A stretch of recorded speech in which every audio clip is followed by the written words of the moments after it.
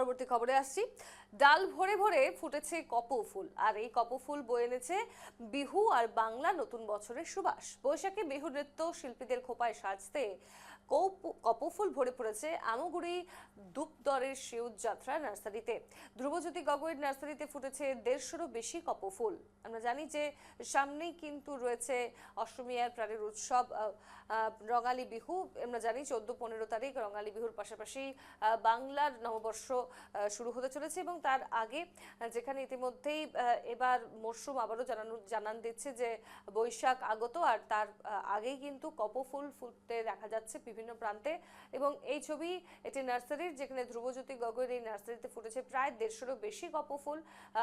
আমরা জানি বিহু নৃত্যশিল্পীরা খোপায় এবং সাধারণভাবে মহিলারা, শিশুরা বা বাচ্চা মেয়েরা কিন্তু নিজেদের মাথায় কিন্তু কপৌফুল গুজে একেবারে নৃত্যে অংশ নেন, এবং বিহুর সময় এই ফুলের চাহিদা যথেষ্ট বেশি। তার প্রাককালে দেখুন এইভাবে নার্সারিতে ভরে উঠেছে কপৌফুল।